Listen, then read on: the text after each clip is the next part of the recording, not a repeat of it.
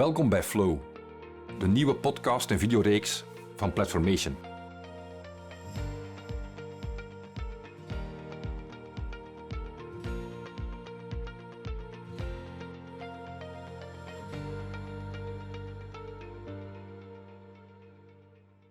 Welkom bij episode 3 van onze podcast over Flow. Vandaag hebben we Erik Kuipers te gast, een man met een heel rijke carrière. Ooit gestart bij de Standaard Boekhandel, met een voorgeschiedenis als onderwijzer, denk ik, of als wiskundeleraar. Zoiets, ja. Maar eigenlijk vooral bekend als CIO in verschillende bedrijven en ook de titel van CIO of the Year behaald zelfs. Dus indrukwekkende cv. En nu ben jij bij Maxeda al een aantal jaren. Dus wij kennen elkaar al heel lang, ook omdat je de oprichter bent van de MIT-club, of medeoprichter van de MIT-club. Mede, ja. Dus, je bent natuurlijk ook altijd bezig met digitale transformatie voor de rest van je leven al, voor de rest van je carrière. En ik ken jou ook als een grote believer in menselijk potentieel. Absoluut. Maar ja, ik zou u graag vragen om uzelf even voor te stellen dan, Erik. Goh. En hoeveel uur heb ik daarvoor? Nee, grapje. Zoals gezegd, heel wat dingen gedaan natuurlijk in die carrière. Eigenlijk 2 grote stukken. Een deel academisch actief geweest, hogeschool, universiteiten lesgegeven. En dan een deel, by coincidence, in het bedrijfsleven. En in het bedrijfsleven toevallig in de wereld van die technologie gerold. En op die manier diverse functies gedaan. Zelfs een keertje CEO geweest, CIO geweest, CDO geweest. En nu dus aanbeland bij Maxeda. Waar ik inderdaad de digitale transformatie van dit bedrijf heb gedaan. Misschien voor de mensen die Maxeda niet kennen. Maxeda is een do-it-yourself retailer. Ik had eigenlijk moeten zeggen, ik werk bij een Brico. Dus in België is dat Brico en Brico Planet. En in Nederland is dat Praxis en Formido. Actief dus in de Benelux, 400 winkels, een kleine 3 miljard omzet, 10.000 medewerkers. En ik zit daar in de executive board. En in mijn portfolio zit onder andere technologie as such, maar ook alles wat digitalisering is, alles wat omnichannel is en transformatie, alles wat innovatie is, alles wat nieuwe marketing is. Voilà, dat is zo het portfolio dat ik in dit bedrijf beheer. En ik doe dat nu al 5 jaar. Wat doet de CEO dan? Want dat is heel breed wat jij doet, hè? Als ik dat Nee, zo hoor, bedoel, de collega's bij mij zijn bijvoorbeeld degene die alle producten aankoopt. Het assortiment. Dat zijn de Bosch Blue boormachientjes, of de Grasmaiers, of de witte verf. Dat bijvoorbeeld, en dat zijn serieuze jobs, een supply chain. En een retailer heeft een heel complexe supply chain. Ja. En zeker digitaal is dat heel complex, want een reis, je weet dat ik nog bij Thomas Cook heb gezeten, een reis, de stok van een reisbureau, dat gaat op een USB-stickje. Ik heb ook bij JBC digitaal transformatie gedaan. Een kleedje, dat past in een doosje. Maar een grasmachine is wat moeilijker, laat staan een tuinhuis. Dus geen zeer complexe supply chain. Dat zit helemaal niet bij mij. Bijvoorbeeld, natuurlijk als het over automatisering gaat.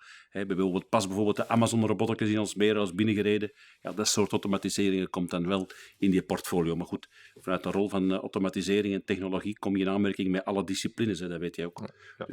Dus Maxeda. Ze zeggen wel eens dat bij de CIO de complexiteit van een organisatie bij elkaar komt, hè? Dat is eigenlijk is dat al zo. Dat is, hè? Dus je combineert de 2 rollen eigenlijk. Als je echt naar die rol wilt, dan is het CIO-schap en het CDO. Dus het digitale, die 2 rollen. Vind je dat belangrijk dat er onderscheid wordt gemaakt, Erik? Want je hoort dat meer, hè? CIO, CDO, dat onderscheid, of zie je dat meer als een geheel? Je weet, op mijn klakje zeg ik altijd, de mensen in mijn teams die mogen voor 51%, mag daar staan, technologie. Bij mij is dat minstens 51% en veel meer. Ik ben een businessman. Dus dat betekent dat je dat profiel ook hebt en dat je vanuit dat bedrijf denkt en dat je vanuit die bedrijfsprocessen en mogelijkheden en dat je eigenlijk waarde creëert. En die waarde voor uw aandeelhouders, uw medewerkers en uw klanten. Dat is hetgeen dat je eigenlijk doet. En ik vind dat eigenlijk technologie een kennisdomein moest zijn van iedereen die een verantwoordelijkheid heeft in een bedrijf. Spijtig genoeg zijn we er niet, maar evengoed de rol van CDO, ik hoop dat die echt verdwijnt gewoon. Ja. Wat dat betekent dat de groep HR-director ook bezig is. En dat is ook een stuk dat wij gedaan hebben. We hebben alle bedrijfs-HR-processen geautomatiseerd, maar iedereen moet eigenlijk digitaler denken, als je spreekt over een digitale transformatie. Dus ja, ik denk dat dat ooit zal verdwijnen. Ja. Ja. Wat maakt voor u die job zo aantrekkelijk, hè, want je blijft in die functie, ondanks het feit dat je in verschillende bedrijven hebt gewerkt, blijf je wel in die functie zitten. Hè, dus blijven zitten is nooit, dat is niet de uitdrukking dat ik wil gebruiken, maar ik bedoel, je bent wel trouw aan die functie. Wat maakt dat voor u zo interessant? Dit was een heel mooi project. Hè. De retailwereld is eigenlijk een van de laatste waves in die digitale transformatie, zoals ik zei. Dus fysieke goederen, die wel zeer complex zijn, hè, met complexe flows. Hè. Het is de laatste wave. Dus dat was een heel boeiend project om de digitale transformatie te doen van dit bedrijf. Hè. En dat betekent, er is ook heel veel eten en drinken aan. En je kent mij, Stef, ik hou niet van een gespreid bedje. Dat vind ik flauw. Dan verveel ik mij. Ja, en hier is toch een hele dikke kluif. Hè. We hebben ook dit bedrijf zeer winstgevend gemaakt. Hè. Toen ik startte, 5 jaar geleden, hadden we een EBITDA van 85 miljoen. We hebben vorig jaar afgeklokt op 170. Dus dat betekent dat je heel wat waarde hebt gecreëerd. En het maakt wel boeiend. Het is wel boeiend om deel uit te maken van een internationale groep. Want wij zijn private equity. Is toch wel een totaal andere tak van sport dan een familiaal bedrijf, met heel veel respect. Beursgenoteerd bedrijf, met heel veel respect. En dit is een andere tak van sport. En dan is het altijd wel spannend. Nee, het is een mooi project en het is nooit afgerond in de wereld van de digitalisering. Hè. Wat zeker in de online marketing, de online wereld. Ja, zeker de crisis, maar we komen er misschien nog wel op terug. Dat blijft ontzettend uitdagend. Dus ja.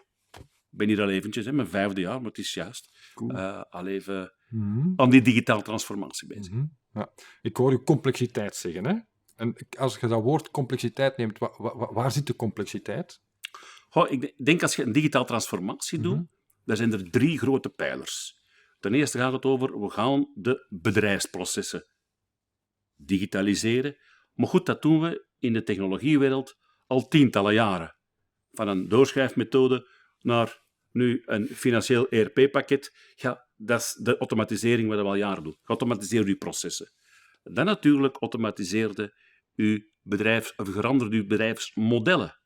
En dat is een heel belangrijke. Want door de technologie er is, kunnen we andere bedrijfsmodellen hanteren. Voor ons is dat bijvoorbeeld, ik heb nu mijn 7e land geopend als marketplace. Dat betekent dat wij in Polen werken, in Italië werken, in Spanje werken, met alle complexiteit van dien. En dan, en het is niet in die volgorde, transformeer je customer experience. En in het transformatieproces denkt iedereen dan, dat is de website. Hè? Nee, mannen. Een retour in een winkel is ook een experience. Hè? Dat betekent dat bijvoorbeeld overal in alle winkels hebben we vooraan een service desk geplaatst om binnen de 30 seconden, binnen de 2 minuten afgehandeld, uw retour te kunnen doen. Maar dat is ook customer experience. Dat zijn 3 complexe brokken. Wat is de meest complexe? Dat is het transformeren van die bedrijfscultuur. Dat betekent dat al je medewerkers, en dat is de meest moeilijke oefening, ambassadeurs moeten worden. En we zijn nu trouwens met die rollout bezig om iedereen ambassadeur te maken van het digitale. Maar dat zijn 10.000 ambassadeurs van uw digitale wereld en van uw digitaal bedrijfsvoering. En dat maakt het wel complex. Het is op alle terreinen dat je eigenlijk tegelijkertijd alles moet en dan in evenwicht houden. Met een crisis was het nog wel eens een andere tak van sport. En je hebt heel veel technologie-bouwblokjes nodig om die 3 pijlers te kunnen invullen en die cultuur. Ik geef een voorbeeldje, cultuur. Stel, wij draaien op een software, HR-software, waar je evengoed je expenses kan inbrengen, vakantie kan aanvragen of vacature kan openen. Hoe kan je vragen dat mensen ambassadeur zijn als je dat nog met pen en papier zou doen? Zie je? Dus je moet ook je digitalisering doen van je HR-processen. Dat is ook experience intern, hè? In bedrijven, zoiets. Absoluut. Ja. En dat is soms moeilijk, hè? Ja. Want dat betekent dat je ook een bepaalde cultuur hebt in het bedrijf, die zeer inherent is. Hè? Je hebt ook 2 verschillende culturen. Je hebt dan bovendien 2 verschillende landen. Je hebt 3 verschillende talen. Hè?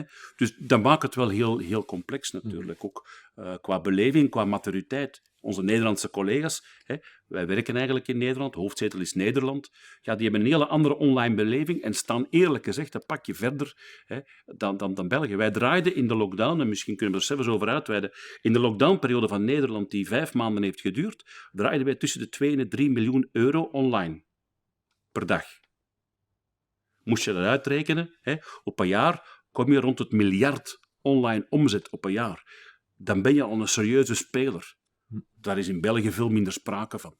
Dus je staat ook daar wel wat verder in de frontlinie En je vroeg er juist, wat houdt u dan wakker? Ja, dat is plezant, hè.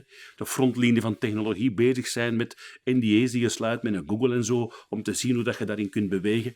Maar cultuur is een heel moeilijke. Want dat zit in de mensen in hun lijfje en dat krijg je er soms heel moeilijk uit. Ja. Dat is veranderingsmanagement, hè. Ja, inderdaad. Hè.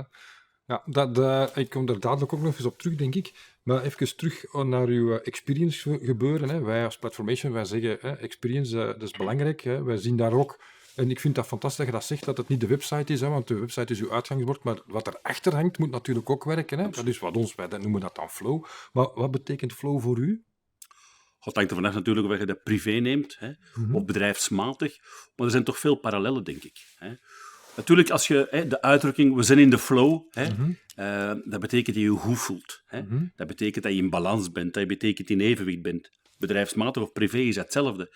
Dat betekent dat je bedrijfsmatig in balans moet zijn tussen de opdracht die je hebt en de competenties die je ervan hebt. Mij kan je bedrijfsmatig uit balans halen door iets te vragen dat ik nog nooit niet gedaan heb. Want dan heb je geen ankerpuntjes en dan zit je niet in die flow, dan denk je, miljard, hoe ga ik dit doen? Als je al wat jaartjes op een teller hebt staan, dan begin je te leren hoe dat je het kunt handelen. Maar ik zie dat heel veel jonge mensen met uit die comfortzone te treden. Hè. En natuurlijk, we kennen allemaal die uitspraak, hè, that's where the magic happens. Dat is juist. Hè. Maar dat is even goed in je privéleven. Hè, dat je voor uitdagingen bent. En er zijn mensen die juist graag in balans blijven door altijd hetzelfde te doen. Bedrijfsmatig en privé. Je hebt mensen die houden van uitdagingen, die daardoor getriggerd worden. Voor mij is flow gewoon een bepaalde status waar ik me gewoon goed voel. Waar ik fijn kan werken, waar ik thuis in de flow ben, dat ik zeg, ben in balans. Ik heb een evenwicht tussen mijn bedrijfs- en tussen het privéleven. En op het werk is dat van vooral me goed voelen, de mensen kunnen enthousiasmeren, mensen kunnen laten groeien, zien hoe dat mensen groeien in een bedrijf, zien hoe dat mensen goed samenwerken, zien hoe dat je mensen kan verbinden om samen een doel te bereiken. Bedrijf heb je een doel, privé heb je ook een doel. Ik merk nog elke dag dat er heel weinig mensen zijn die privé geen doel hebben. En als je jonge mensen soms begeleidt, maar even goed 30 of 40, dat je zegt van, ja, wat wil je bereiken? Wat is uw doel? Privé, in een relatie, maar even goed. En dat soort coachingen, ik doe dat alles voor de fun, for free, voor mensen te helpen en te gidsen. Als ik zo'n dingen kan doen, waar ik een grote glimlach heb, dan ben ik volledig in de flow. Want ik ken jou ook, hè, ik weet nog een paar jaar geleden, toen dat je bij een bank werkte, dat je ook heel sterk je eisen hebt gesteld, hè, om voor jezelf de ruimte te creëren. Ja. Hè, dus, Dat je dat nog herinnert. Ik herinner me, want ik vond dat striking dat je dat toen durfde, hè, vanuit zo'n functie. Want nog steeds hoor, doe ik nog steeds. Maar wat doe je dan precies? Hè? Want je beschermt jezelf tegen, of je zorgt dat je een omgeving creëert waar dat je in die flow kunt zitten. En hoe bespreekt je dat? Hoe vind je dat? Is dat makkelijk? Of hoe gaat je daarmee om? Dat wordt gemakkelijker met de jaren. En ik heb het ook een periode gehad heel moeilijk. En dat was misschien, herinner je dat nog, na Thomas Cook. Ik was verantwoordelijk voor West-Europa. Er kwam een vacature op groepsniveau, maar ik kon ze niet invullen. Want ik had 14 jaar geleden, ik ben 14 jaar gescheiden, dat weet je, Stef. En ik heb toen gezegd, ik ga 1 week op 2 papa zijn. Ik wil mijn kinderen niet op de wereld, ik heb mijn kinderen niet op de wereld gezegd, om ze dan zien gebracht worden door oppassen en zo verder. Maar dat heeft wel als een fil rouge in mijn leven gewerkt. Het zorgen voor die 2 meiden, in combinatie met... En als je mij vraagt, wat kan u uit balans halen, dan is het, en nu zijn die groot, ze zijn 18 en 20, 2 leuke, zelfstandige meiden. Maar als die 6 en 7 waren, en er is er eentje ziek, en normaal moet ik dat zeker aan de dames niet uitleggen, maar als man, 's nachts opstaan, naast een ziek meisje zitten, moet je ook tegelijkertijd opvoeden, maar in de file zitten als je van Thomas Cook kwam, om dan, verdorie, ik kon het niet halen, ja, dan ben je wat minder in de flow. En je kan dat wel bewaken. En op een bepaald moment heb ik het heel moeilijk gehad, doordat ik dat evenwicht wat zoek was. En ik bewaakte dat niet voldoende. Ik was aan mijn moeder vroegtijdig verloren, dan voor mijn oude vader gezorgd, mantelzorg in combinatie met 2 kleine kinderen. En je weet het, hè, de burn-outs of laten we zeggen de moeilijke periodes komen bij mensen die niet nee kunnen zeggen. En dat is een van de eerste dingen dat je moet doen, maar dat moet je bedrijfsmatig ook. Ik leer al mijn mensen in het begin, als ik die coach en ik coach jezelf, dan leer nee zeggen. Want als je altijd maar ja zegt, hè, dan ga je op een bepaald moment die tegenkomen. En 1 voorbeeld misschien dat ik toch graag deel, dat is toen ik hier startte. Ik ben aangeworven door Roel van Neerbos. En Roel van Neerbos, de Van Neerbos-familie, is een captain of industry in Nederland. Dat is een monument. Dat is zoals bijvoorbeeld een familie Leijzen in België. Dus als Van Neerbos belt. Hè, en via headhunting daar terechtgekomen. En hij zei, Erik, ik zou graag hebben dat jij de digitaal transformatie leidt. Ik zeg, ja, en in dit bedrijf, hoe zit het? Je begint dan te praten. En ik had met die man een onvoorstelbare klik. En dat vind ik wel fijn als je kunt werken. En dan raad ik iedereen aan.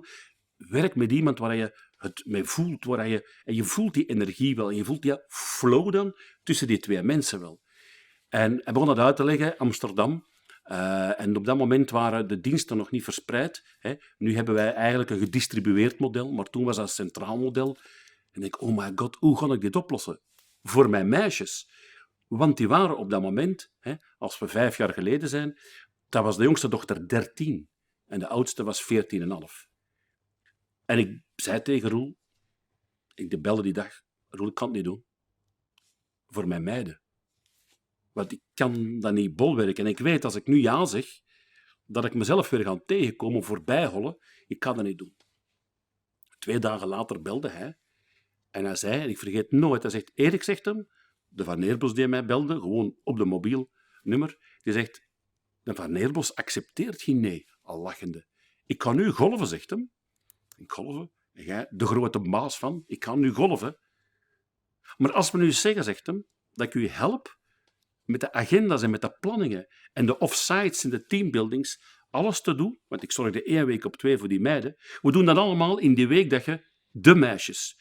En de meisjes is een begrip, ik heb 2 assistenten, één in Nederland en in België, die spreken allemaal over de meisjes. En zelfs nog 2 weken geleden belde een zekere Marjolein, Erik, dan zou ik graag een offsite doen, met 's avonds een dinerke. Heb jij de meisjes? Maar het is door erover te praten en te zeggen dat dat uw zorg is, dat je dat kunt delen. En Roel zei, Erik, zegt hem, iemand die zijn kinderen eerst plaatst, die wil ik in mijn bedrijf. Want die gaat ook er zijn voor de mensen. Jij bent een mensenmens en ik wil zo iemand in mijn team. Zeg je, maar hoe los ik dat dan op? Maar echt op die manier conversatie op dat topniveau. We kunnen in een contract zeggen, zegt hem. En Roel zei, kijk, jij werkt 7 op 7 en 24 uur op 24. En in het contract, ik vergeet nooit dat zinnetje, as much holiday as you please. Maar ik wil alstublieft, zegt hem, dat je delivert natuurlijk, maar doe het wanneer jij wilt. Ik zeg, ja, maar is de cultuur zo? Ja, zegt hem, het is aan jou dan, om te zorgen dat die cultuur in dat bedrijf komt. En dan heb ik dat besproken met mijn dochters. En mijn jongste zegt, papa, je hebt nu al die jaren voor ons gezorgd. Wij lossen dat wel op, de zus en ik. Ik zeg, maar hoe gaat dat oplossen? En hoe gaat het school geraken en boterhammetjes? En die meiden hebben dat. Maar die zijn er eigenlijk als 2, en dat is natuurlijk nu babbel ik als heel trotse vader, maar die zijn er ook heel zelfstandig door geworden. Ook heel communicatief door geworden. Dus op die manier raad ik iedereen aan, bewaak dat alsjeblieft. Bewaak het evenwicht in jezelf. Dan pas kun je dat geluk in jezelf vinden, maar dan pas kan je ook je medewerkers gelukkig maken.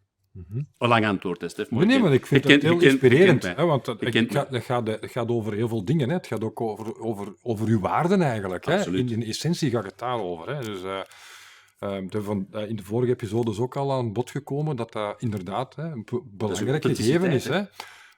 En het vergt wel moed om daar voorop te komen. Hè, toch? Het is heel moeilijk. En zeker, ik heb daarna een switch gehad. En een nieuwe grote baas gehad. Een nieuwe voorzitter van zijn bestuur gekregen. Die een heel ander leiderschapstype heeft. Wat heel veel gaat over, want je begint ergens te werken en je vraagt, wat is de cultuur, wat is de leiderschapstijl? Ik vind het heel belangrijk dat ik me kan vinden. En de leiderschapstijl van mijn baas staat een beetje haaks op de mijne.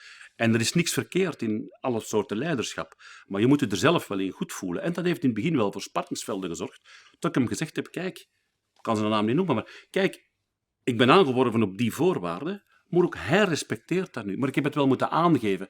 En dat is ook weer voor jezelf als individu en als mens moet ook uit je comfortzone geraken door te zeggen van, kijk, ik voel me daar niet goed bij. Mm-hmm. En je vindt elkaar daar dan wel in, maar leiderschap is heel belangrijk en ook de cultuur van een bedrijf natuurlijk. Mm-hmm. Maar in zo'n internationaal bedrijf zijn er altijd verschillende subculturen. Dat weet je ook, hè. Wij komen uit de Vendix-groep, samen met HEMA, hè. Ja. Samen met Vroom en Dreesman, dat was een bedrijf. Maar België had een overname gedaan, dat kwam een stukje van uit de GIP-groep vroeger. De Brico komt op de groep. Het zijn 2 prachtige bedrijven, maar de cultuur van de Brico zit bijna in het DNA. Hè. Iedereen in België kent wel de Brico. Hè. Maar in Nederland is praxis is ook een begrip, maar die zijn anders van cultuur, gaan ook anders met klanten op. Dus ja, soms maakt het dat wel complex, maar dat maakt het ook heel verrijkend, hè, letterlijk. Mm-hmm. En als je nu naar uw medewerkers kijkt, hè, mensen uit uw team, hè, ik vind dat een heel inspirerend verhaal. Gebruikt je dat ook naar uw medewerkers toe? Absoluut. Ja? absoluut. Ik denk, mijn stijl wordt gekenmerkt, ik ben een dienend leider. Hè. En tegenwoordig zouden ze heel graag agile leadership noemen. En we kunnen straks wel eens over de crisis hebben, want dan heb je weer andere soorten leiderschap nodig. Want in een crisis ben je een yo-yo. Hè. Maar we kunnen het zelfs over hebben. Maar mijn leiderschap is heel dienend, heel participatief leiderschap. Maar dat betekent niet, it's not a democracy. Hè. In die end moeten we wel beslissen. Ik heb 2 jaar geleden een van de grootste projecten uit mijn carrière gedaan. We zijn live gegaan met een nieuwe versie van SAP. S/4HANA als eerste in de wereld. Dat is wel wat. Met Capgemini in Nederland. Hè. We hebben dat gedaan on time, on budget en on scope. Dat betekent dat 10.000 mensen ineens moesten live gaan. En we zaten in de call 's nachts met India. Ik heb toen alle sessies meegedaan. 93 workshops, vergeet het goed. Hè. En 59 van de 60 in voting gaan we live. Je kent het wel, Stef. De architecten, de business operations. Maar ik had de last call. En de executive board waar ik in zit, dus de IT-directeuren rapporteren naar mij. It's your call. You take the risk. 59 man zegt nee, we don't go live. Maar zelfs de supply chain was erop afgestemd, want je gaat geen goederen leveren op een maandag als je 's nachts live gegaan met een nieuw ERP-pakket. Op het einde, Eric, it's your call. Heb ik gezegd, we go live. Wow. Dus ik wou maar zeggen, in een democratie is het nog een potentatus. Maar ik voelde in al mijn vezels, als ik dit zou uitstellen, ik had de volledige buy-in van heel die organisatie. Al die change werd erop afgestemd. Alle tijdelijke processen, nieuwe processen. Dus, maar empower betekent voor mij niet dat je in een bepaald moment beslist, maar je luistert wel naar iedereen. En je luistert wel naar mensen hun mening. En gelijk Covey zegt, je luistert niet om te antwoorden, je luistert om te begrijpen. En dat is voor veel mensen al moeilijk. En dan zeg je, empowerment is grenzen stellen. En dat is heel misschien contradictorisch, maar het is eigenlijk in functie van ervaring en competenties van de mensen waarmee je samenwerkt, want ik hoor niet graag rapporteren. Mensen waarmee je een team vormt, een virtueel team, een solid line, dotted line, maakt niet uit, die je wil proberen te verbinden. Dat is wel in functie van ervaring en competenties dat je heel weinig mag, of heel veel. Ik heb vorig jaar een director aangenomen, director digital. Jonge gast, 37 jaar, briljant. Kwam van Zalando. Die zat al in de organisatie. Ik heb in een paar echelons naar boven getrokken. Ik heb in het begin zo kort op gezeten, zo'n grensjes. Maar niet bijvoorbeeld in alles wat product ownership is. Let go. Want hij was daar de krak in. Maar ik had die competentie wel nodig. Ik heb nog nooit trouwens iemand zo snel zien groeien. Maar dat betekent dat je grenzen stelt en daarbinnen mensen laat beslissen. Maar dan moet je als leidinggevende ook tegen kunnen. Ik ken heel veel topleidinggevenden die zeggen wel dat ze empower, maar dat moeten kunnen verdragen, verdorie. En dat is even goed met je kinderen. Dat ze het anders doen. Of had je de beslissing of je richting maar meer smart moeten maken. En je moet kunnen verdragen. Ze komen dikwijls bij mij en ze weten als ze een vraag hebben, maar ook thuis. Altijd 3 voorstellen. A, B en C. En ik laat altijd kiezen. En een voorbeeld, een van de eerste met die jonge man, die zei, Erik, ik zou dat... Het waren er maar 2. Ik heb mogelijkheid A, ik heb mogelijkheid B. Wat zou jij kiezen? Ik zeg, wat kies jij? En waarom kies je ervoor? En die zegt, A. Oké, hoe gaan we dat doen, hè? Ja, maar zegt hem, wat zou jij doen? Ik, B. Ja, maar nee, dan doen we B. Ik zeg, nee. Je hebt zeer gefundeerd gekozen voor A. Je staat er volledig achter. Ik kan u steunen in uw beslissing. Ik ga die mee op de boord verdedigen. Ik ga ze mee implementeren. En als het misgaat, ga ik jou opvangen. En dan krijg je mensen die boven zichzelf uitstijgen en die excelleren, die in hun eigen flow terechtkomen. Natuurlijk af en toe. Ik heb ooit geleerd van Mark Leijzen, die nooit tegen mij zegt, ik kan laat u verzuipen, zegt hem. Maar als je bekend doet, dan vis ik u terug op. Af en toe moet er natuurlijk iemand wel wat stretchen. Ja. Maar op die manier krijg je ook een bedrijf in een flow. Mm-hmm. Ja, dat zijn kaders en dat is ook ruimte, dat je dan creëert. Absoluut. Dus, ja. Mm-hmm. Het is ruimte ook waarbij je eigenlijk niet te veel voor de anderen invult. Het grote probleem is, en dat is ook in een relatie zo, mensen, je moet iemand ruimte geven, ruimte om te excelleren, zonder dat je dingen verwacht. Zonder dat je dat in zijn plaats invult, want dat is nog zo'n dooddoenertje. Hoeveel mensen, ik heb zo 4 principes die ik inbreng in de waarden en normen van het bedrijf, vat niets persoonlijk op, ga niet uit van veronderstellingen, doe steeds je best en wees onberispelijk in je communicatie. Hoeveel mensen denken niet in jouw plaats? Ik heb er een hekel aan. Dat zal weten hoe dat ik ben.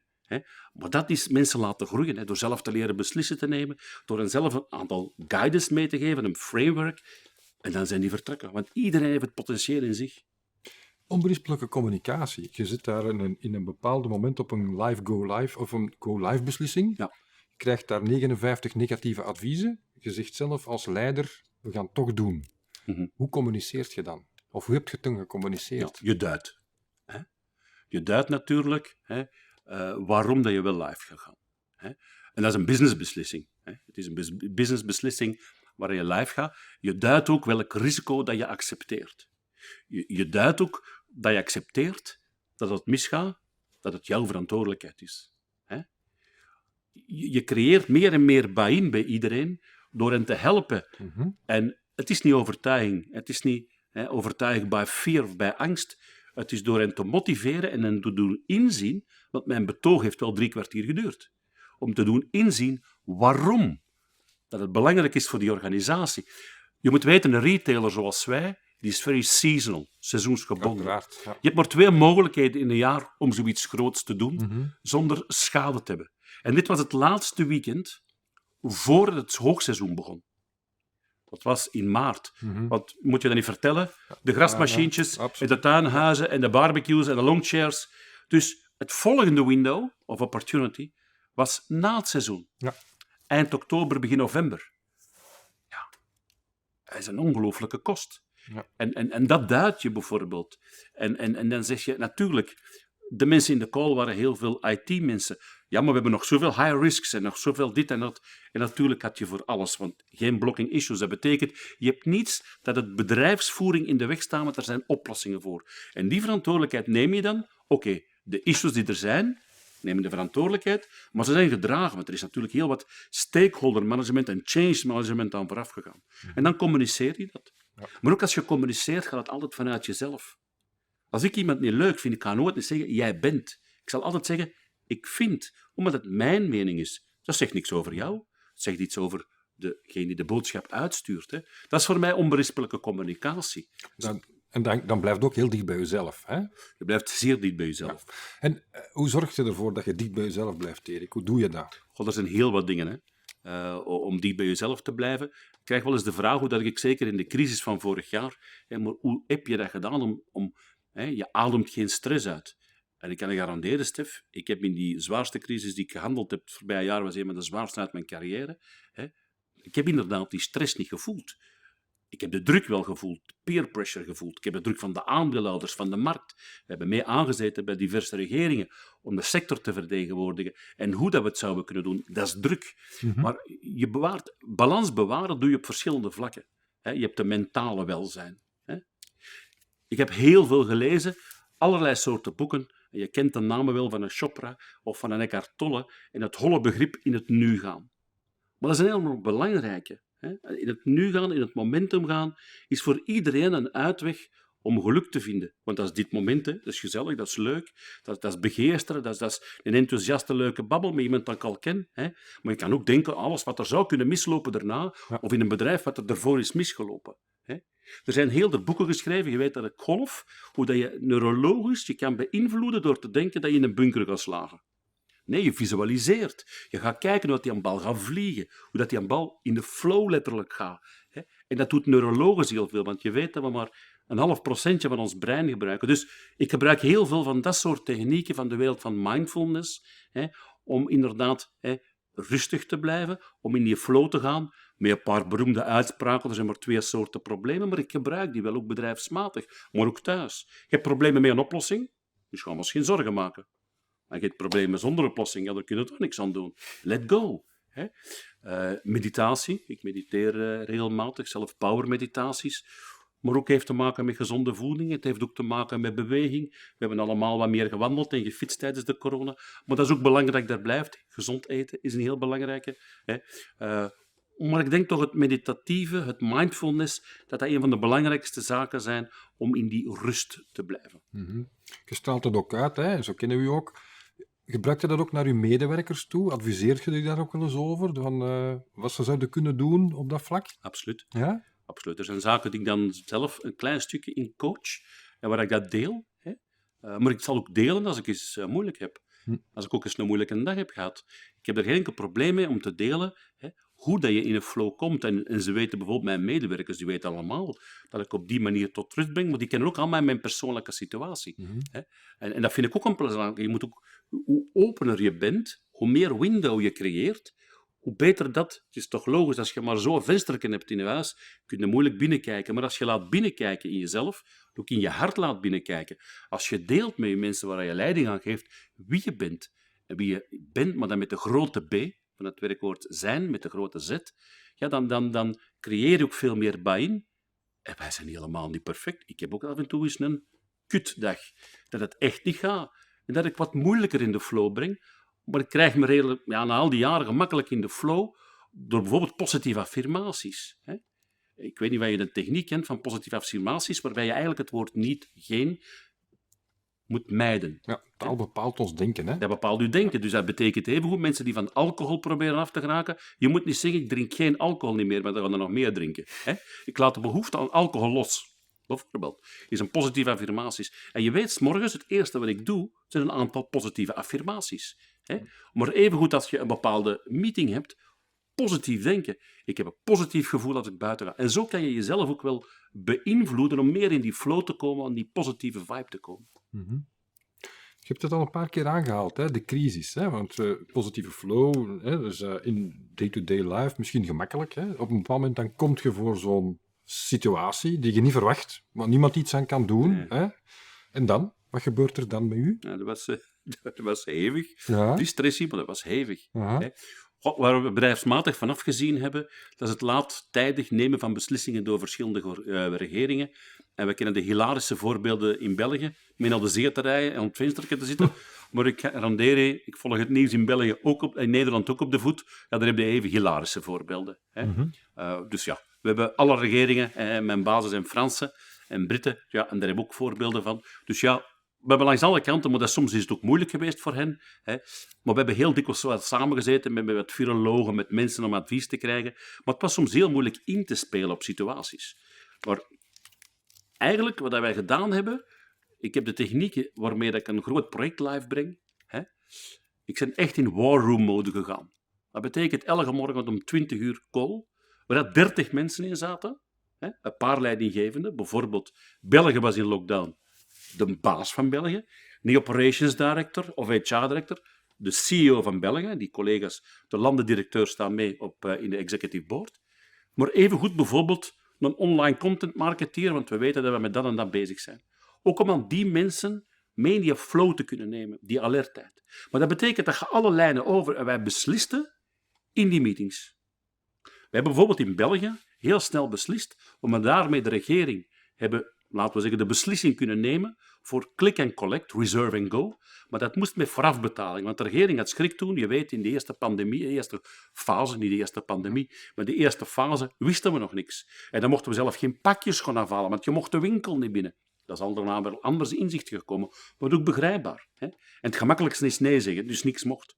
Maar toen heb ik, voordat we de gesprekken begonnen, heb ik alle development teams het ordewoord gehoord, één telefoon.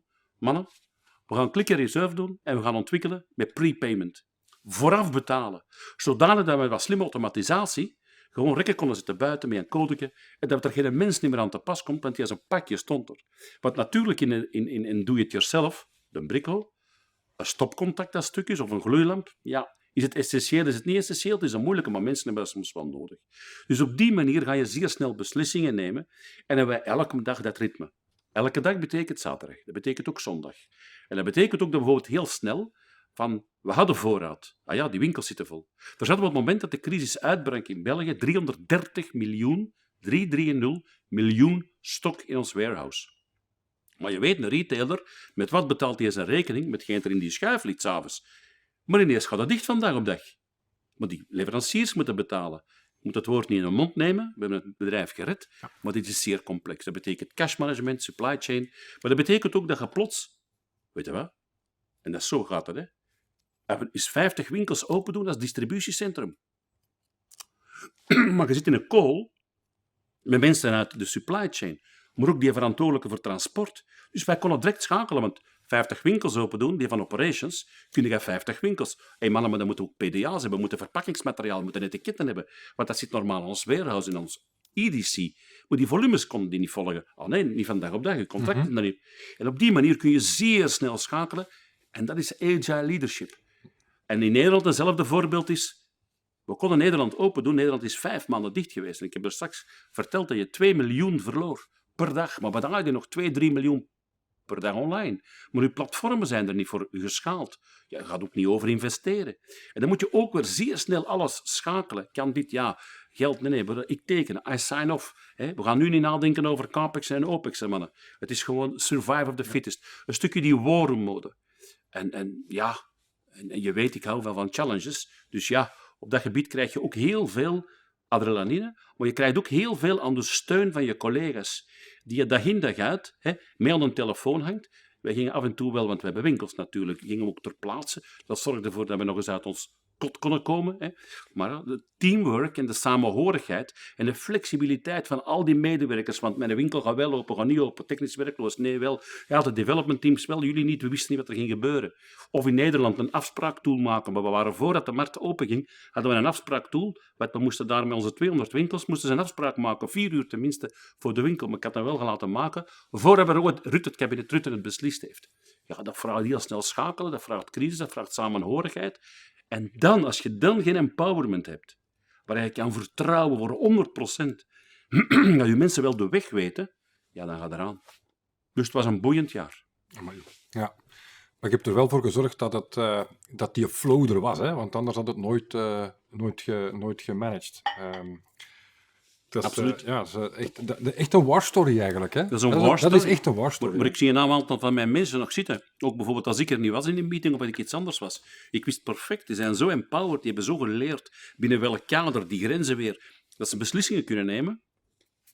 Ik wist, maar ook de grote specialist bijvoorbeeld van een SAP is ene maar, zet wel in een call. Ja. Dan kunnen we bijvoorbeeld, de route to market is in supply chain, van e-supply chain een heel belangrijke. Laat je dat tuinhuis rechtstreeks komen van de leverancier, ga het uit je magazijnen halen, maar je moet ook denken aan transport, aan transportkosten. Ja, er moet wel iemand kunnen... hoe lang duurt dat, collega, om dat aan te passen in de systemen? Is dat het ene sprint? Want wij waren gelukkig ook wel... Die technologische backbone hadden we wel. Hè. Wij werkten ook agile in S4HANA, in SAP. Wij werkten daar al in sprints. Hè. Onze blokkendoos stond er al. Dus heel dat omnichannel-platform dat we gedurende al die jaren hebben uitgevoerd, al die blokjes waren wel aanwezig.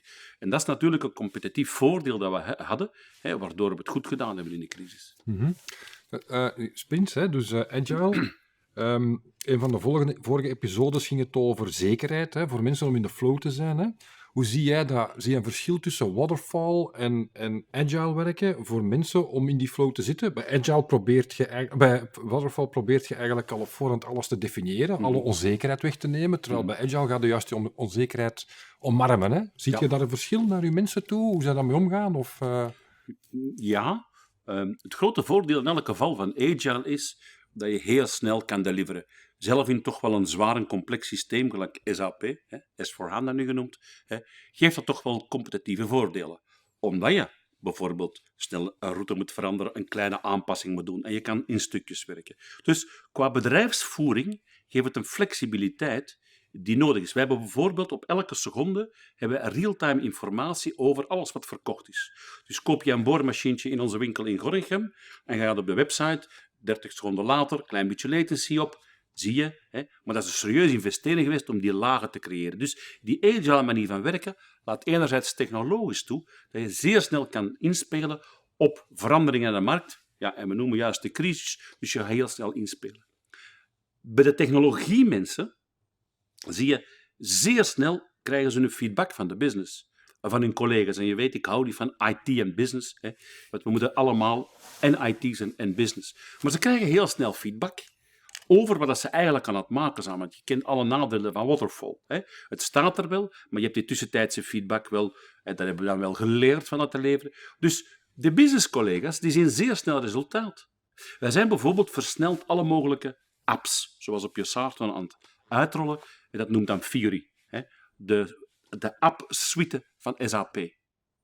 Ja, als je vroeger deed, moest alles klaar zijn, dan kon je live gaan. Ja. Nu krijgen ze al een appje voor dit en een app voor dat. Dus die adaptatie, die aanvaarding aan die business kan sneller. Ze zien sneller resultaat. Ze zien ook sneller iets dat ze gevraagd hebben in productie, in de praktijk. En de technologiemensen zien sneller ook de happy business, die ook sneller en zo verder. En dat geeft toch wel extra, om in het woordjargon te blijven, extra flow. Dan merk je wel dat mensen zich daar ook wel beter bij voelen. Natuurlijk, een bedrijf blijft druk. Hè. Economische wetmatigheid vandaag is er. Hè. Ja. We hebben 25 miljoen EBITDA verloren in de eerste 4 maanden.